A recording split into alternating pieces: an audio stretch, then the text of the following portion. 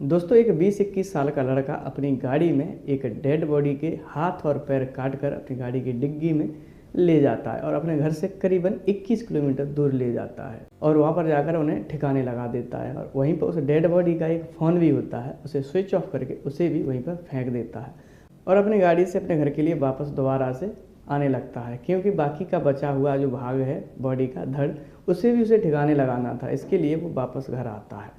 वो सोसाइटी में अंदर आता है और अपनी गाड़ी अपनी पार्किंग में लगाता है और अपने घर पर पहुंचता है, अंदर से लॉक करता है और वो बाकी के शरीर की जो बॉडी बची हुई है उसे ठिकाने लगाने के लिए इंतजाम कर ही रहा होता है कि तभी उसके घर का डोर बेल बजता है। उसके पास में जो सामान था, जिन सामान के द्वारा वो उसे बॉडी को ठिकाने लगाने के लिए ले जाना चाह रहा था, उसे वो साइड करता है और उसके बाद जाके दरवाज़ा ओपन करता है। दरवाज़ा खोलता है तो देखता है दरवाजे पर उसके पापा की एक बहुत ही फास्ट फ्रेंड होते हैं। वो पूछते हैं, बेटा तुम्हारे पापा कहाँ हैं? बड़े टाइम से वो दिखाई नहीं दे रहे हैं। तो वो कहता है कि अंकल जी पापा कल सुबह 4 बजे के दिल्ली गए हुए हैं किसी ज़रूरी काम से और कल दोपहर तक वापस आ जाएंगे।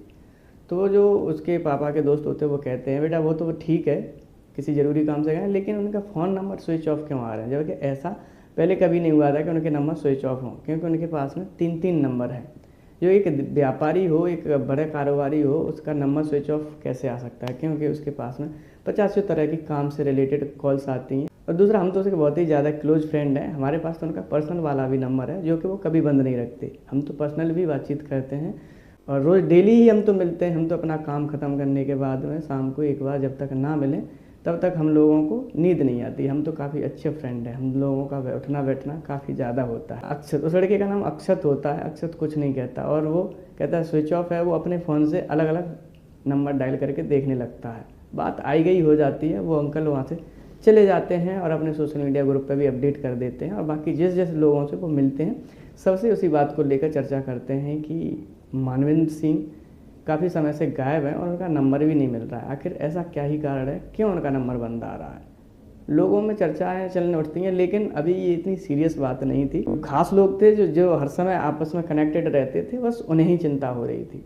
धीरे धीरे ही सही, लेकिन इस बात की चर्चा होना शुरू हो जाती है कि आखिर मानवेंद्र सिंह गए कहाँ हैं, उनके नंबर स्विच ऑफ क्यों आ रहा है। लेकिन अक्षत, जो कि वो डेड बॉडी को ठिकाने लगाना चाहता था, अब उसे मौका नहीं मिल पा रहा है, क्योंकि चारों तरफ लोग इधर उधर घूम रहे हैं। वो जाए तो जाए कैसे? इस दौरान वो अपने नीचे जो ग्राउंड फ्लोर है वहाँ पर जाता है।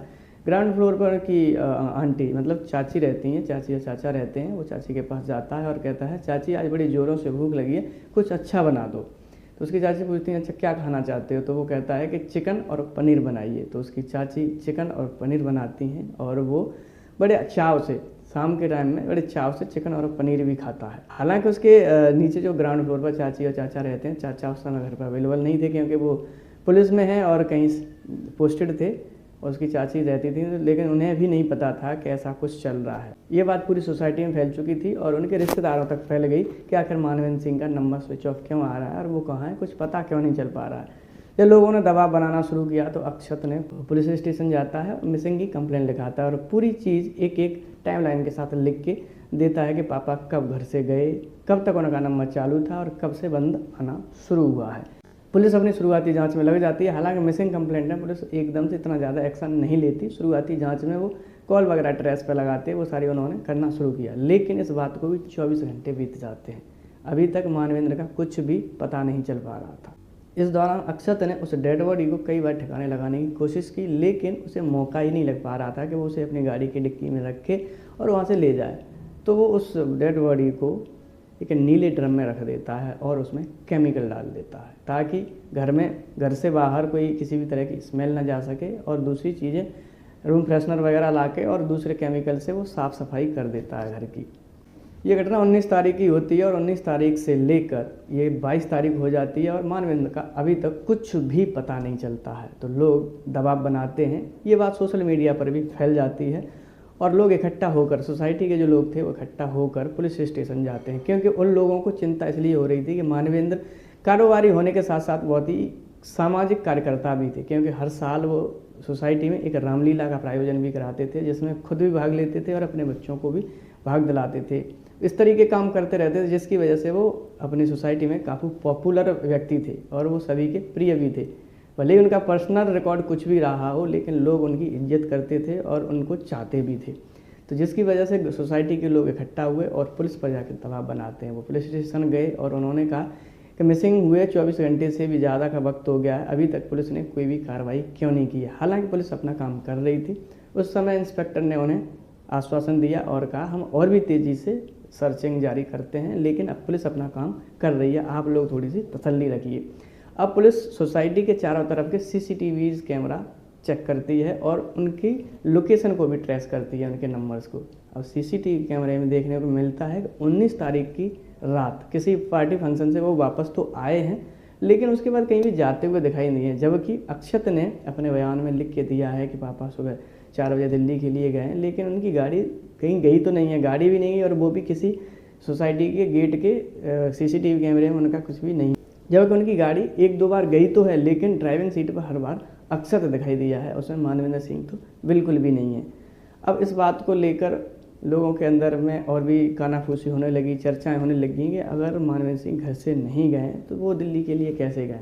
जब पुलिस उनके फ़ोन के लोकेशन को ट्रैक करती है तो पता चलता है कि उनके घर से 21 किलोमीटर दूर एक सुनसान जगह है, जंगल एरिया, वहाँ की लोकेशन आ रही है। पुलिस फिर से सकते में आ जाती है कि जब मानवेंद्र सिंह घर से गए ही नहीं है तो उनका फ़ोन वहाँ पर कैसे पहुँच गया। किसी भी CCTV में उनका आने जाने का कोई भी फुटेज दिखाई नहीं देता है। जबकि सिर्फ अक्षत और उनकी बेटी जो कि स्कूल जाती है अपना एग्ज़ाम देने के लिए, उनके अलावा उनके घर के किसी भी मेंबर्स का कोई भी वीडियो इस तरह का सामने नहीं आता है। सोसाइटी के तो किसी भी कैमरे में उनका कोई फुटेज नहीं आ रहा था, लेकिन उनके घर के आसपास में ऐसा कोई भी कैमरा नहीं था जिससे कि उनके घर के मुख्य द्वार का फुटेज दिखाई दे सके। दबाव इतना ज़्यादा बढ़ जाता है, हर किसी को लगने लगता है कि जरूर ही मानवेंद्र सिंह के साथ में कोई घटना घटित हो गई है और उस घटना के पीछे जरूर अक्षत का हाथ हो सकता है, क्योंकि ऐसा 1-2 बार पहले भी देखने को मिला था कि अक्षत और उसके पापा मानवेंद्र सिंह का एक दूसरे को लेकर व्यवहार अच्छा नहीं था। दोनों आपस में कई बार झगड़ा करते हुए देखे गए थे। 6 महीने पहले भी जब उसके घर में गहने चोरी हुए थे तो उसके घर की जो नौकरानी थी उस पर आरोप लगाए गए थे, जबकि वो निर्दोष साबित हुई और उसने उल्टा इनके घर वालों पर केस कर दिया था। तब उस समय भी पता चला था कि ये चोरी का मामला अक्षत ने ही किया था। इसके अलावा एक बार और अक्षत अपना घर छोड़कर चला गया था और लखनऊ अपने दोस्तों के साथ मिला था। उस समय भी इसके पीछे का रीजन उसके पापा और उसके बीच का झगड़ा बताया गया था। झगड़ा इस बात से था क्योंकि उसकी मम्मी 9 साल पहले गुजर चुकी थी। अब घर में देख रेख करने वाला इसके पापा ही थे। उनके पापा का कहना था कि तुम बच्चों के चक्कर में मैं अपनी दूसरी शादी नहीं कर रहा हूँ, तुम पढ़ो लिखो, पढ़ाई पर ध्यान दो, मेरे बिजनेस पर ध्यान मत दो। जबकि अक्षत का मानना था कि पापा को बिजनेस करना नहीं आता है, अगर वो मुझे हैंडओवर करते हैं तो मैं इस बिजनेस को और भी नेक्स्ट लेवल पर ले जा सकता हूँ। जबकि उसके पापा चाहते थे कि वो पढ़ लिख कर नीट का एग्ज़ाम क्लियर करे और MBBS डॉक्टर बने, क्योंकि उसके पापा की बहुत सारी लेबोरेटरीज होती हैं जो जिसमें तरह तरह के टेस्ट होते थे। इस हिसाब से वो एक करोड़पति इंसान थे, उनके पास में मल्टीपल बिजनेस थे। अक्षत का मानना था कि पापा इन्हें अच्छे से हैंडल नहीं कर पा रहे हैं, अगर मुझे इन्वॉल्व करें तो मैं ज़्यादा अच्छे से कर सकता हूं। लेकिन इसके पापा मानवेंद्र का मानना था कि बच्चों को अभी इसमें घसीटना नहीं है, उन्हें उनकी पढ़ाई पर ध्यान देना चाहिए, और वो इसी चीज़ को लेकर हर समय उन्हें डांटते और फटकारते रहते थे। रिलेटिव्स, सोसाइटी और पुलिस सबका जब बहुत ज़्यादा दबाव बनने लगा तो जब अक्षत को लगा कि अब वो पकड़ा जाएगा, नहीं बच सकता, 23 तारीख की दोपहर को वो अपने पापा की एक फास्ट फ्रेंड को कॉल करता है और कहता है कि पापा ने आत्महत्या कर ली है, अब वो इस दुनिया में नहीं रहे हैं। तो वो एकदम चौंकते हैं और पूछते हैं ये कब हुआ, तो वो कहता है ये 19 तारीख को हुआ।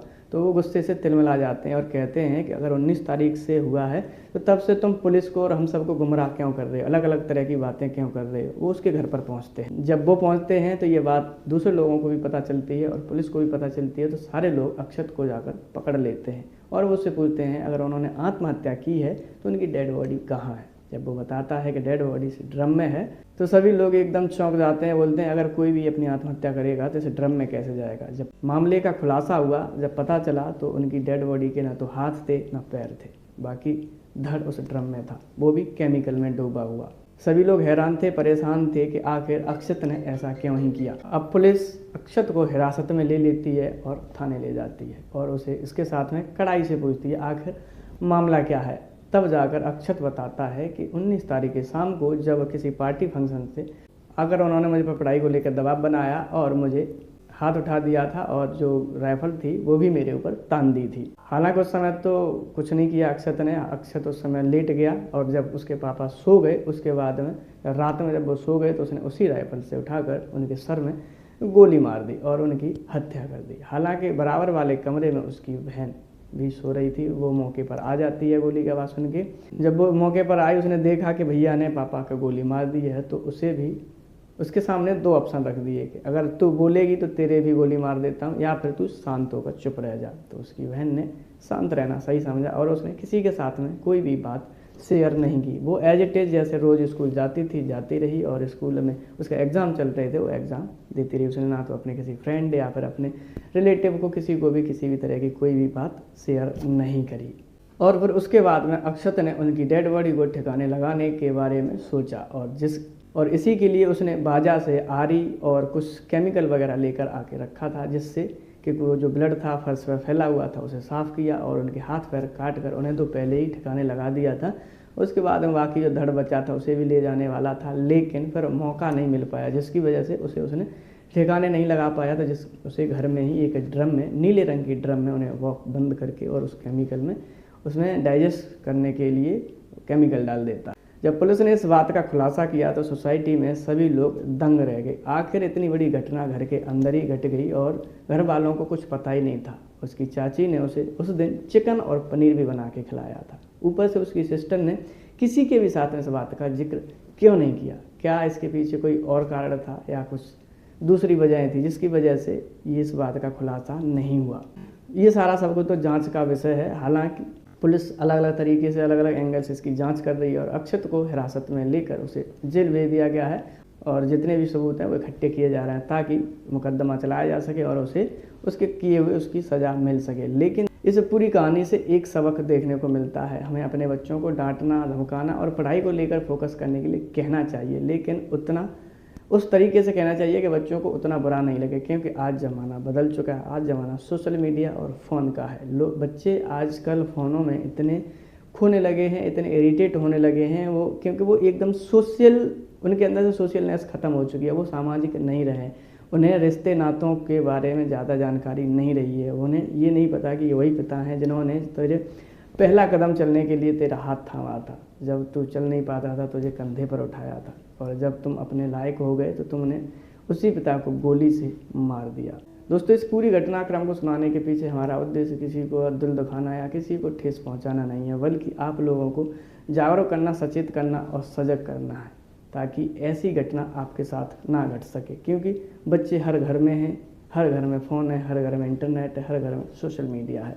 अपने बच्चों पर ध्यान दें, उनके साथ में फ्रेंड्स जैसा बर्ताव करें और उनकी जो भी समस्या हैं उन समस्याओं को समझें और वो क्या करना चाहते हैं, कैसे करना चाहते हैं, इस चीज़ में भी गाइडेंस दें और उनकी भी गाइडेंस लें, आखिर वो क्या चाहते हैं।